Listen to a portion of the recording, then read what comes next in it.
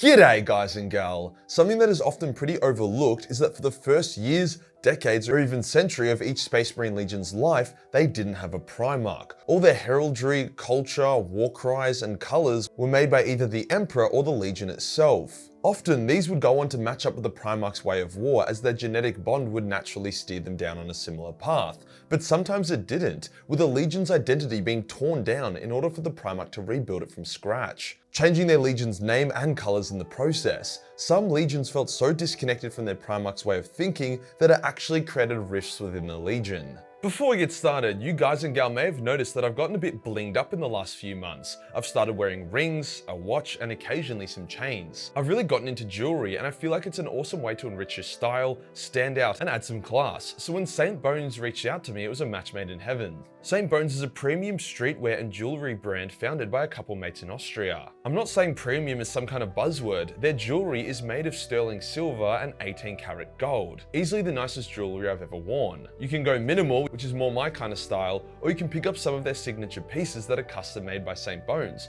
totally unique to their brand. As for their clothes, I personally don't really care much for brands. I look for good material and a good cut, and St. Bones nails both. Beyond that, they also have vests, jackets, shirts, polos, and more. Guys even have their own brand of top shelf handcrafted watches with their signature sterling silver. They have literally everything you need to create a unique, very tasteful streetwear vibe, which you really can't go wrong with. So to get 10% off the St. Bones Pixel collection, chains, and all t-shirts, then use my link and code Majorkill below. Cheers to St. Bones for sponsoring this video. Today we'll go over each of the Legion's original names, heraldry, and colours, and why their Primarch chose to change it. Let's get into it. The Dark Angels were named by the Lion in honor of an old Calibanite myth. However, their original name was a lot simpler. They were called the First, as they took a shitload of pride in basically being the first legion to exist that all other legions would come after. As they were more or less the Emperor's personal legion whilst the other ones were being created, they got to enjoy more of the original battles. They were so lethal that they would soon become known as the Angels of Death, a title that all Space Marines now share but was originally for the First Legion alone. Thus, they were pretty happy to turn that name into the similarly sounding Dark Angels, with the merging of the Lion and his legion going pretty smoothly, as he was eager to respect their traditions and battle doctrine while filling in the gaps with his own expertise. It actually seemed like the Lion liked his Terran-born Astartes more than his Calibanite ones. Their original armor was grey, before becoming black and red, before settling on the dark green and bone that we have today. Fulgrim's Legion didn't have much in the way of pre-Primarch lore, since they came closest to extinction out of all the legions. However, what lore they did have was happily embraced by Fulgrim, who didn't change anything about them. That's right, the Imperial Palatine, purple colouring, and name of Emperor's children were all given to them by the Emperor for their various services and sacrifices they made. Fulgrim simped for the Emperor so hard that he didn't want to change anything about them.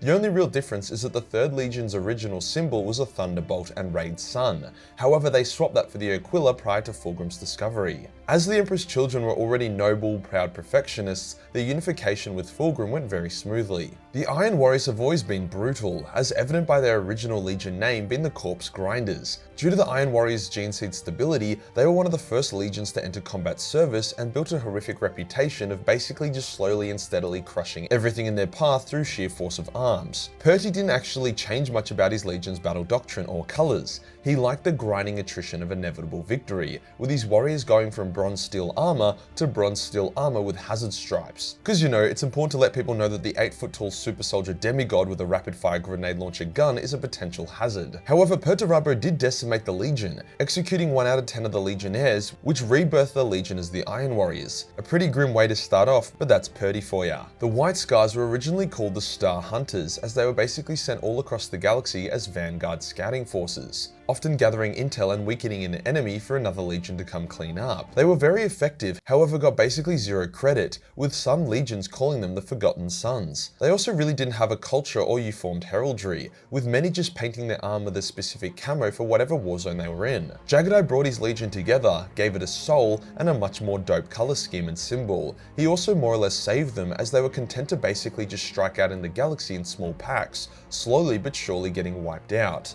Jagadai took what they were good at, gave it more purpose, and scaled it up. A great unification of Primarch and Legion. Since the Space Wolves are so closely tied to Fenris and their wolf lore, it's hard to imagine them prior to Russ and their icy homeworld.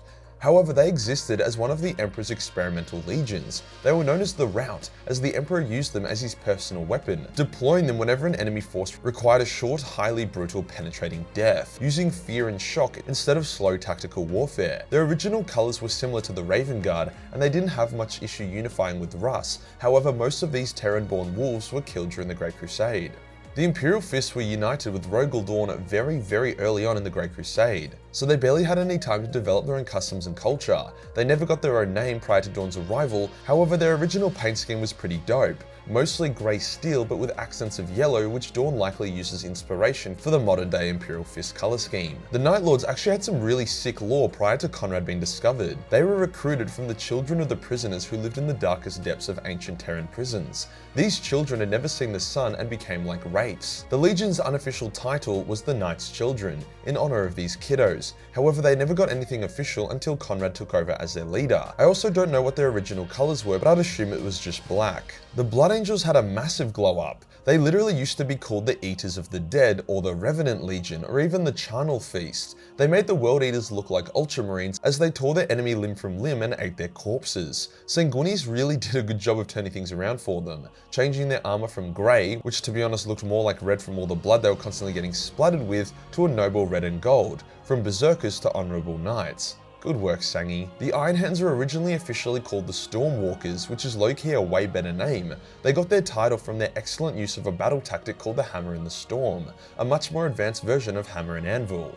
Using this method, they were able to slaughter a fuck ton of orcs while barely suffering any casualties themselves. Only a few years later, they would find Ferrus and his metal hands, adopting Iron Hands in its place. I'm not sure what their original colours were, but I assume it was just as boring as their current colours. The World Eaters actually had some pretty cool pre-Angron lore, being called the Warhounds by the Emperor himself, as their vicious close-quarter combat preferences reminded him of the white war dogs that were used in ancient Terra. However, Angron didn't really like the whole dog on a leash metaphor that was happening with his legion, since he literally lived his life as a slave. So to honour his old gladiator warriors, who were called the Eater of Cities, his legion would become the Eater of Worlds, thus World Eaters. Their original colours were steel blue and white, a precursor to their Crusade and Heresy era colours. Surprisingly, due to how straighty 180 the Ultramarines are often known as, their OG name was the Warborn, and they were known for their ruthless and brutal way of war, leaving no prisoners and not giving a shit about collateral damage. They were also drawn from all across Terra and were born in the crucible of war, hence their name. The Legion underwent a pretty dramatic change when Guilliman took over,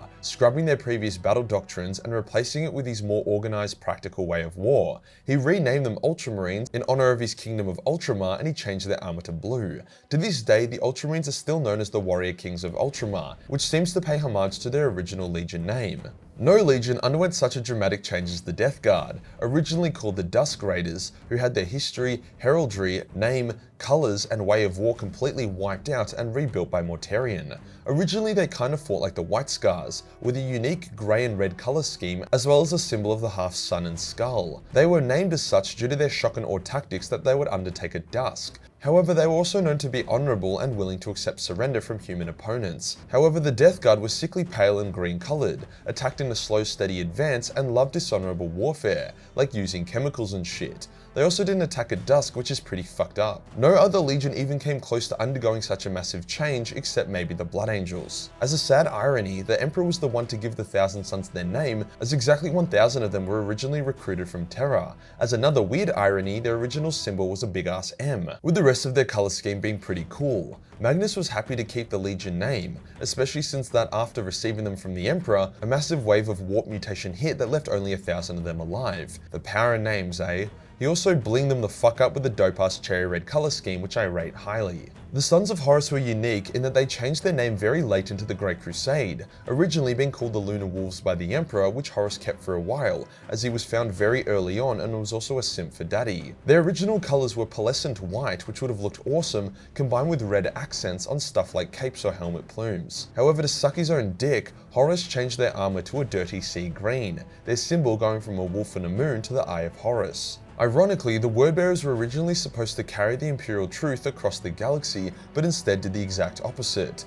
Their old name was the Imperial Heralds, not because they would act as diplomats or first contact with other civilizations, but because before each battle, they would send a single Astartes in black armor with a skull-faced helmet and winged mace to tell the enemy to either surrender or get absolutely turbo-fucked to death. This practice would eventually evolve to form the chaplains of each Space Marine chapter. Lorgar would change his legion to the grey-drab wordbearers, then once again to the demonic red and grey traders that they would become. The Salamanders were another experimental legion and used to be called the Dragon Warriors, which matches up pretty well. Originally, they didn't actually have the red eyes and black skin. However, upon reuniting with their Primarch, the unique radiation of Nocturne quickly gave them their signature salamander style. I think their original colour was already green, however with black trims and a ram head symbol rather than the salamanders of today. The Terran-born Raven Guard did not have a particularly nice unification with their Primarch, not because their battle doctrine didn't line up, it actually lined up very well, however they reminded Corvus of the overlords of his homeworld that he had just overthrown, so he ended up banishing most of his Terran Raven Guard to the edge of the galaxy. They also didn't have a name prior to Corvus as they were constantly behind the curtain,